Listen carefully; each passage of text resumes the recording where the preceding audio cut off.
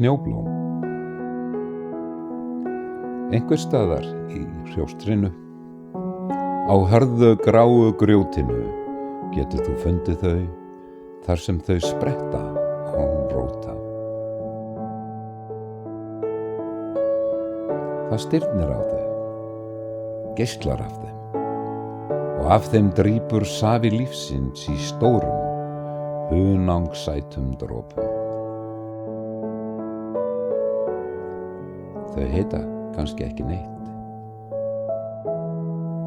en ég kalla þau snjóblóm. Einhver tíma, þegar síst varir, rekst þú á svona blóm. Og þú veist að þú hefur fundið snjóblóm.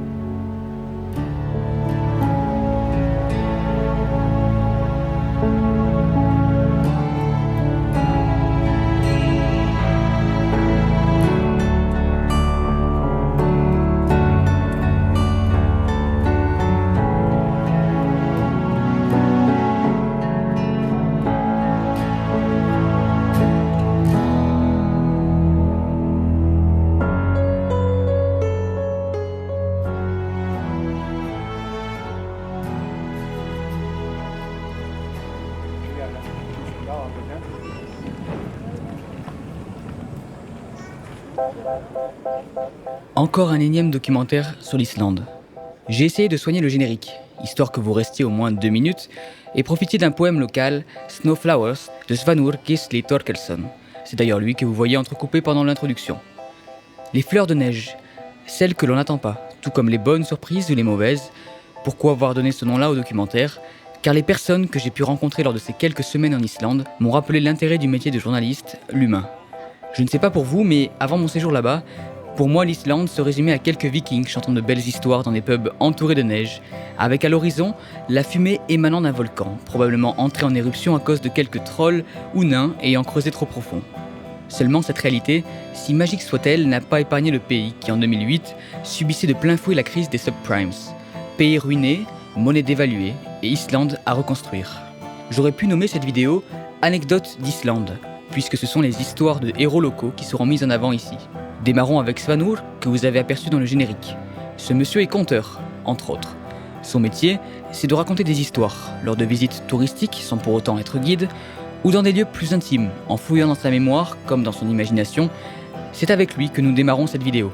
Il nous raconte l'influence de l'Edda, un recueil de contes du XIIIe siècle, source incontestée de la fantaisie que l'on connaît aujourd'hui, qui a inspiré une certaine Terre du Milieu, imaginée par Tolkien. What we know for sure that he wrote the Edda, which is basically a textbook written to conserve the cosmology of the people of the north, the Nordic people. If it wasn't for him, we wouldn't know anything about Odin, or Thor, or Freyr, or Freya, Loki, and all the gods and goddesses. And not only that, we wouldn't know anything about Middle Earth. Of course. And this is important. I think so. People often think that the sagas are too archaic to have any importance or influence in our modern times. But then we think Tolkien, who was the most successful writer of the 20th century, and his book, The Lord of the Rings and the Hobbit, the most sold literature of the 20th century. And he was a scholar of Nordic literature and basically had no qualms about admitting that he lifted the whole idea of Middle Earth out of the Snorra Edda. Yeah. And not only that, the connection is much deeper. Tolkien, as he was starting out his book, The Hobbit, it was just a story for his children to start off with, but then he became more serious about it. And then he figured, it would be really neat to have some Icelanders around. So he hired in succession 5 Icelandic girls to work in his home as au pair, to guard his children. Working at the house, But it was very useful.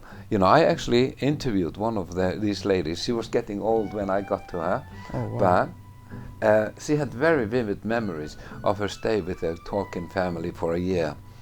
And she told me, Tolkien, he got up really late, right? 11 as he was in his office. Okay. And then one of her jobs was to bring him the morning tea. And each time, English style, correct. each time he did, he would hand her a piece of paper. He of course knew all the words on it, what they meant, but he didn't know exactly how they were pronounced. And this is why it was useful to have Icelanders around to pronounce the words. And she did this often. One morning she came into his office and he handed her a piece of paper with 23 names on it. All names of dwarves that had been lifted out of Völuspá, which is appendix to the Edda. Okay. In the Völuspá there are well over 300 names of dwarves, and he had chosen 23 of them that he wanted to use in his books.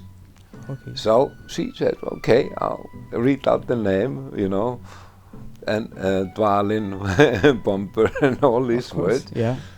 But she said, I was very surprised when the book finally came out. Mr. Tolkien, he had given a dwarf's name to the wizard. You can't call a wizard a dwarf's name. I said, what? Yeah. And then, of course, I realized Gandalfur is a dwarf's name. It means magic elf. And he had been tempted to give it to the wizard, Gandalf. Difficile de contredire Svanur. Encore moins après les quelques 3000 km parcourus dans cette source d'inspiration que sont les contrées islandaises. Certains disent qu'il est trop tard pour se rendre là-bas. La voix pleine de frustration, comme si on avait manqué le coche et que les touristes avaient dénaturé le pays. Je vous répondrai oui et non, et pourtant je fais partie de ces râleurs qui fuient la moindre conversation, enfilent leurs chaussures et attachent leur sac à dos à la moindre occasion. Mais pourtant, sans tourisme, l'Islande que l'on a mystifiée aujourd'hui ne serait pas. Les routes seraient toujours en terre et beaucoup de lieux encore secrets. Sans oublier les habitants qui n'arriveraient pas à joindre les deux bouts. C'est d'ailleurs ce que nous racontait Gudrun Borisdottir, directrice des ventes de la compagnie Grey Lines, leader sur le marché du tourisme, une entreprise fondée par son père. When I started in tourism, people used to ask us, "Oh, you work in tourism, so what do you do in the winter time?" Because nobody in tourism would work in winter time in Iceland. So it used to be, very few people working in this industry, and Iceland used to be a very expensive destination before 2008 as well. Not a very well-known destination as well. And that changed in 2010 a lot with the eruption of Eyjafjallajökull. Mhm. So it's changed from just a small business or small industry in Iceland to the biggest industry in Iceland. Le tourisme, premier secteur en Islande, à n'en pas douter. Mais quand on pense à cette sublime terre viking, on pense également musique, art, avec bon nombre de groupes qui débarquent sur les scènes de festivals. On pense notamment aux Of Monsters and Men, Osgeir ou encore le producteur Olafur Arnalds. Mais vivre de sa musique en Islande ressort quand même de l'exception.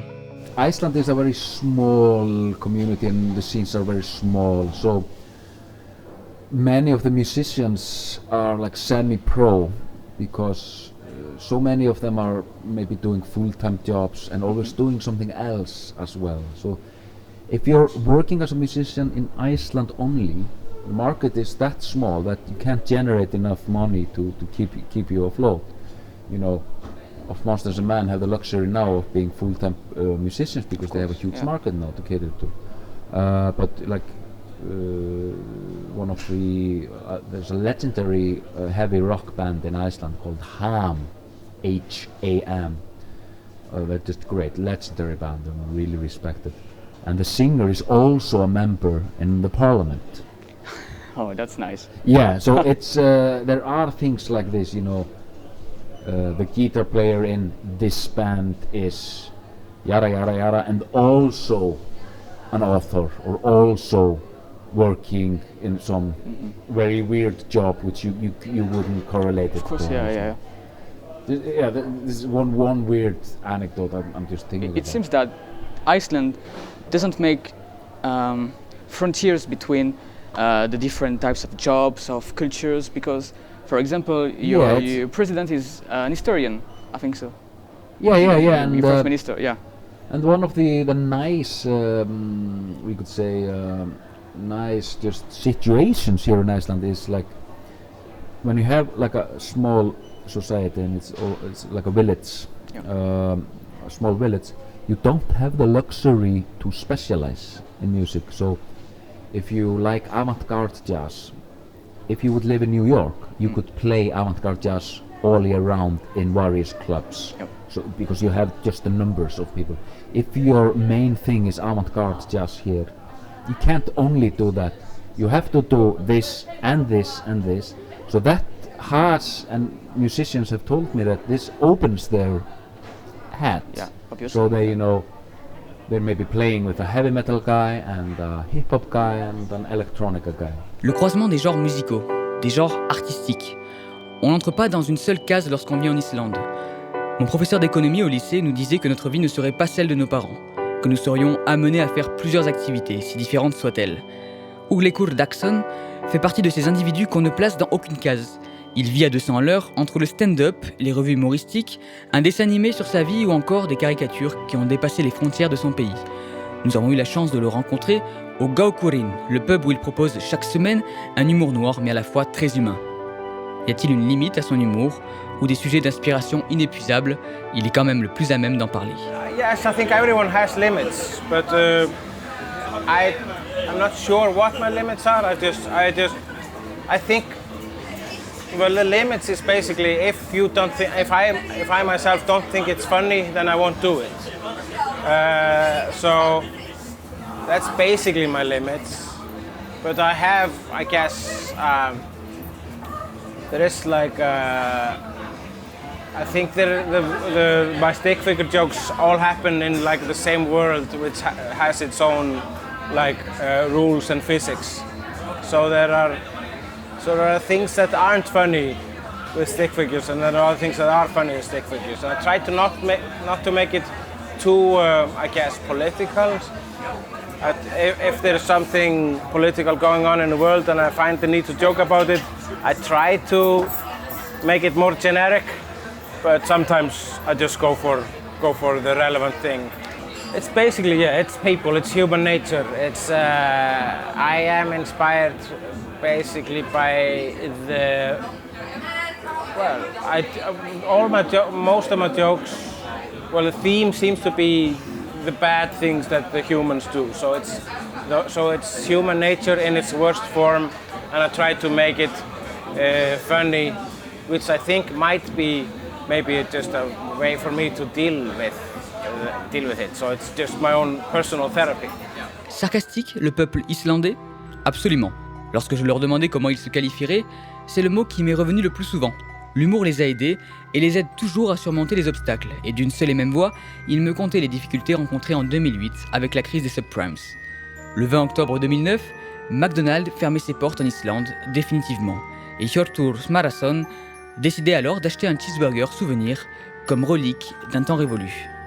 7 ans plus tard, le burger a conservé son apparence et on est allé voir ça de nos yeux au bus hostel de Reykjavik où il est exposé. Well, I mean, we do have fast food, you know, in Iceland, but we don't have McDonald's. The reason for McDonald's closing in Iceland was like in the financial crisis in Iceland when in 2008 the krona went down a lot and McDonald's was unable to import the ingredients. It would be so expensive and they were not allowed to use Icelandic ingredients. So they closed it, basically, you know. Yeah. But they had McDonald's downtown in Reykjavik, but they had to close it in the center because no one went there. Un McDonald's où personne n'allait, il reste certainement un peu d'espoir dans ce monde, semble-t-il. Mais la crise dont parlait Adaleidur a ruiné le pays en 2008 et a remis en question tout un mode de vie. Réapprendre, se réadapter, c'est ce qu'a fait Arni en se lançant avec un ami dans le brassage de la bière. Il héritait à cette période de la ferme familiale, s'occuper de chevaux, de bœufs, de porcs. Rien ne le destinait alors à ce changement de carrière.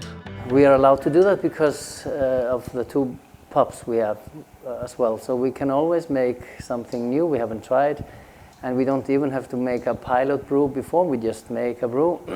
And usually it turns out fine. And you know, we know the styles we are doing and perhaps we're doing something new. for us, but usually it turns out to be good, and we sell those beers in the pub.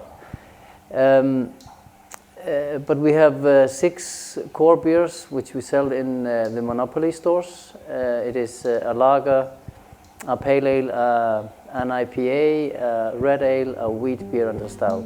Depuis 2009, et après un séjour en Angleterre pour apprendre des meilleurs, il a développé son entreprise. Il vend aujourd'hui ses bières à travers le pays et a ouvert 2 microbrasseries, dont une au cœur de la capitale. L'entrepreneuriat lui a réussi. Mais la crise de 2008 a laissé des marques, et certains souvenirs ne s'effaceront probablement jamais. Well, there are many aspects in this crisis. We have our own currency, so instead of huge unemployment, we just got devaluated the money, the currency. So our wages they became maybe 2/3 of what we had before, and our debts they became maybe the double of what we had before. So it was a difficult time, and I remember in the autumn of 2008, we didn't know if we would have petrol to drive around. We didn't know if we would have energy, well, of course, electricity, but imported things.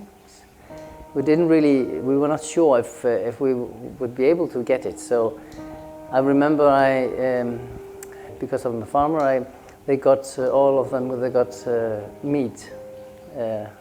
Beef as a Christmas gift, and it was of course much more popular, and so at that time maybe we thought we were worse off than we were, and since then mainly I think because of increasing tourism, we have a boom again actually in the country.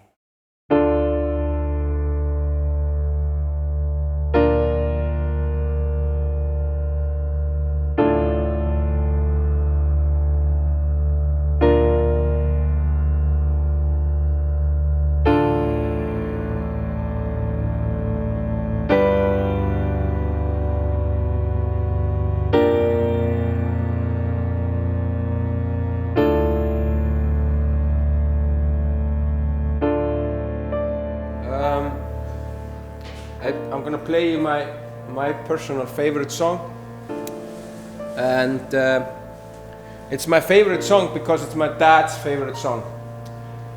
It's not very original, but it's my dad's favorite song because it has a really a story behind it that's hard, a difficult story, but it's also beautiful in a way. The thing is that my dad, when he was 20, a little over 20, they were 4 best friends.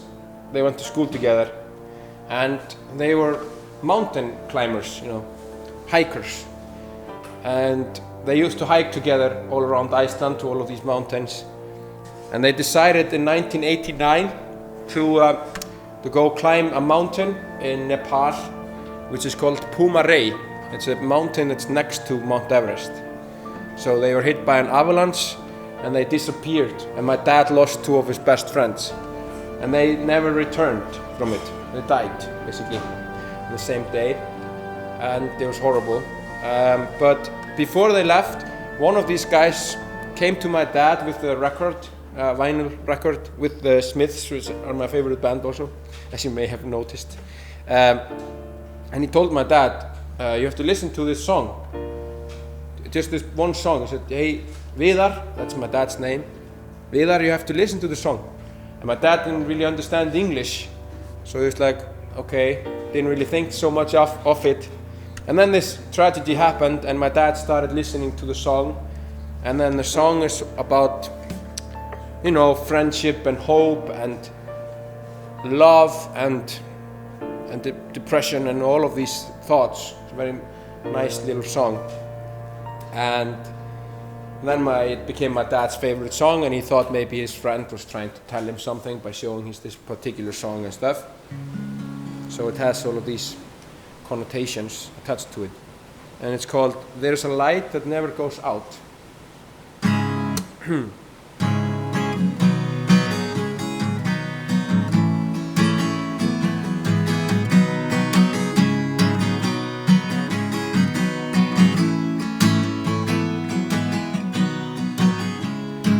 take me out tonight, because I want to hear music and I want to see lights. Driving in your car, I never want to go home, 'cause I haven't got one anymore. Take me out tonight, 'cause I want to see people who are young and alive. Just driving in your car, oh please don't drop me home, 'cause it's not my home, it's their home and I'm welcome no more.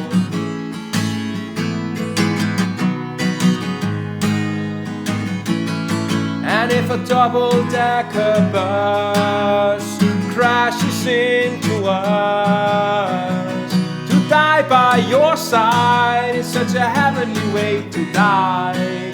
And if a 10-ton truck kills the both of us, to die by your side, where the pleasure, the privilege is mine.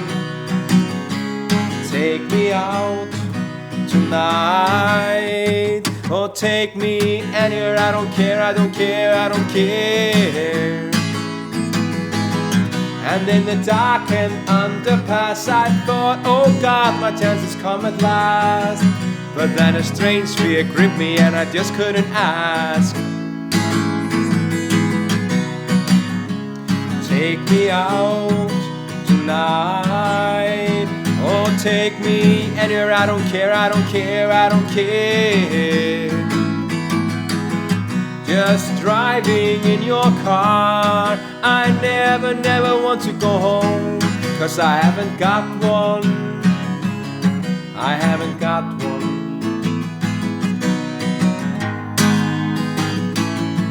And if a double-decker bus crashes into us, to die by your side is such a heavenly way to die.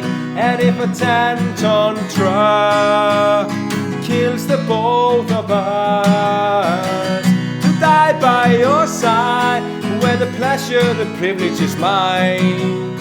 There's a light that never goes out, there's a light that never goes out, there's a light that never goes out, there's a light that never goes out, there's a light that never goes out, there is a light that never goes out, there's a light that never goes out, there's a light that never goes out.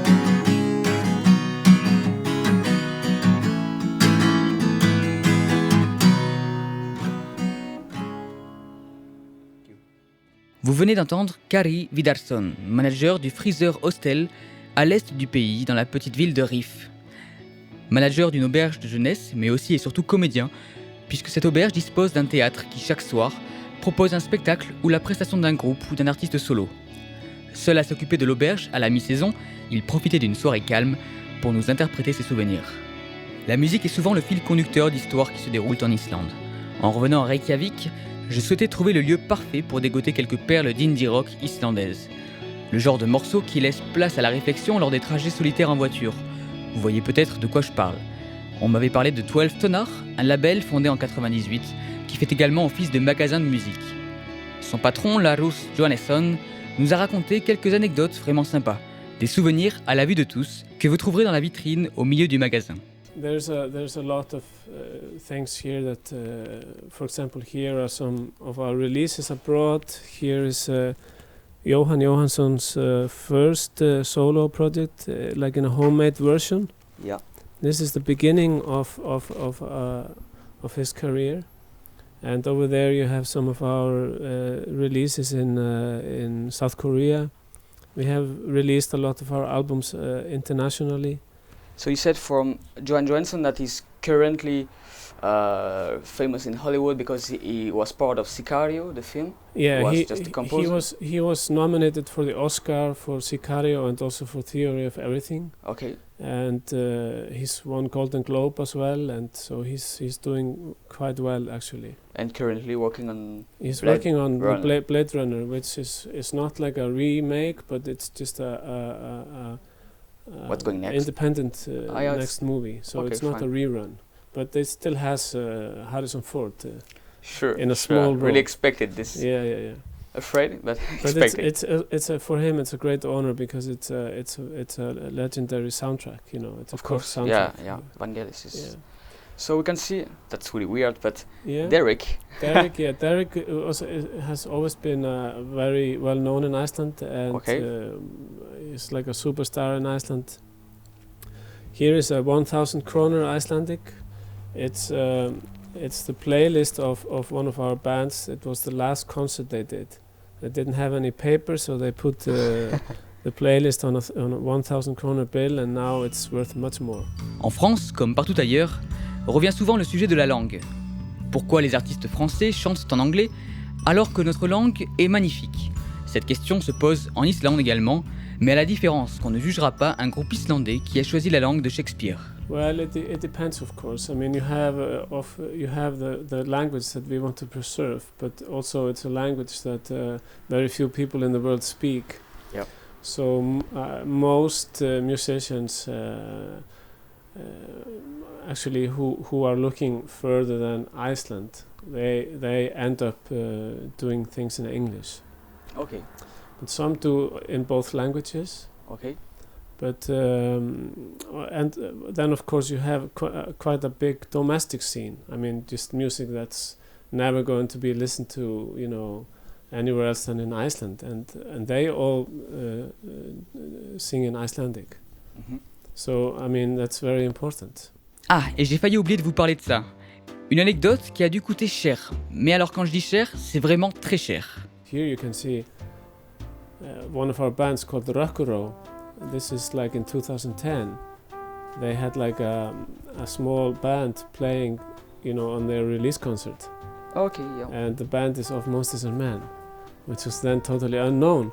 Yeah, and that's the first part of the concert. Yeah, and I remember we had a discussion, maybe we should talk to them and maybe sign them on our label, but we decided to go and have one more beer. And the history is that this is the most expensive beer in our history. I think so. I think so. But that's some nice stories from label. It's a good story, and of course, as we look at it in Iceland, if one band is successful, it has a good effect on everybody. Because, for example, when they are touring around the world, they are bringing a lot of Icelandic bands with them, you know, that people don't know. Of course, yeah. So there's a lot of... they keep choosing the first part of the concert. Yeah, so there's a sense of community in the music scene in Iceland. Le sens de la communauté, dans la musique, les arts de manière générale, et partout ailleurs. On parle quand même d'un pays où 10 000 habitants proposaient d'accueillir des réfugiés syriens et d'autres pays en guerre ou en difficulté. Un pays qui a vécu l'Euro de football intensément puisque 10% des habitants avaient pris un avion pour assister au match de leur équipe nationale en France. Le sens de la communauté ne s'arrête donc pas à un match de foot ou à une victoire en Eurovision. Le sens de la communauté repose sur un travail personnel, une ouverture d'esprit. Je n'ai pas plus tort ou plus raison que mon voisin a tort ou n'a raison. Ce pays qui se trouve à un fuseau horaire de notre belle France se révèle chaque année un peu plus. On découvre ses secrets depuis le haut d'une montagne ou le sous-sol d'un glacier, mais toujours de manière inattendue.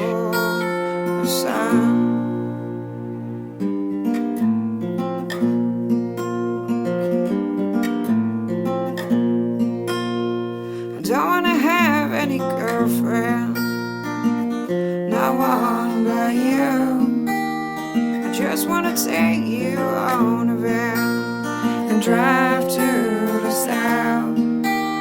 You don't